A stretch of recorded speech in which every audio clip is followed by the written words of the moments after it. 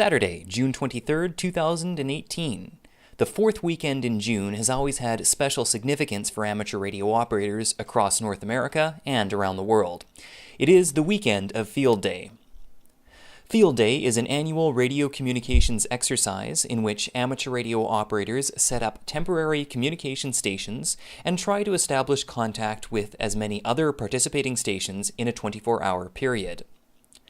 As an incentive, points are awarded for each contact made, and the total number of points is tallied up at the end of the event to determine a winner. While the contest aspect is the most well-known aspect of Field Day, it is also well known as an emergency preparedness exercise. Operators are required to set up temporary radio stations in just a couple of hours and use only emergency power sources, such as generators, solar, or batteries. For decades, Victoria, BC's Westcoast Amateur Radio Association has participated in Field Day, and early in the morning on the 23rd, the setup was well underway. This year, the club operated a 2 alpha station. This means that there were 2 transmitters, in the club's case, 1 voice and 1 CW or Morse code station. The club also hosted a GOTA, or Get on the Air station, which allowed interested members of the public to get on the air if desired. A total of 3 HF antennas were required to support the transceivers. The CW antenna was a massive loop, some 600 feet in total length. A G5 RV dipole antenna powered the voice station, and a second dipole antenna fed into the GOTA station. Erecting the antennas is always an interesting process. Jens is an arborist and amateur radio operator from Duncan, and has assisted the last few years slinging the antennas high into the trees. Jens uses his giant slingshot to launch weights over tree branches. Ropes are then pulled up into the trees to serve as anchors for different points of the antennas. The method has proven to be effective and has allowed the club to perform respectably in the contest rankings each year. Things got off to a bit of a shaky start this year, with some issues arising around the coax feeding the voice antennas, but nothing that a couple of minutes with a soldering iron and some new cable couldn't fix.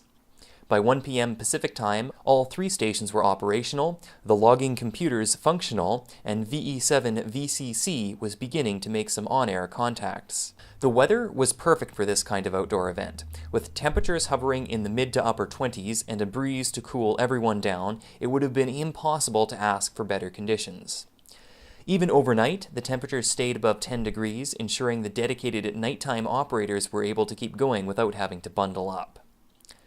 The fantastic weather also helped with some of the other Field Day associated events taking place.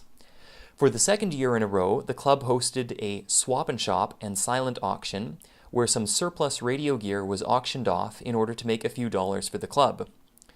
There was also a small army looking after the food, and there was a lot of it: pizza for lunch, hot dogs, chili and hamburgers for dinner, and of course snacks and cake throughout the night. After dinner, Frank, VE7 GCO, presented the annual Field Day Award. The award was created several years ago in memory of Al Robson, VE7 Whiskey Uniform, and it is handed out to operators who have significantly contributed to the radio community over the years.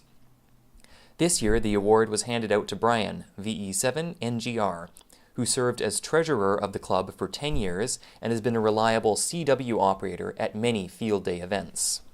Despite some challenging band conditions at the beginning of the event, the radio operators persevered and by the end of the weekend managed to make more than 300 total contacts, totaling more than 500 points. Of course, the number of points is only one small component of Field Day, the main aspect being to get out, have fun, and socialize, and everyone can agree that aspect was definitely fulfilled. Plans are already in the works for Field Day 2019. For iNet, this is Christopher reporting.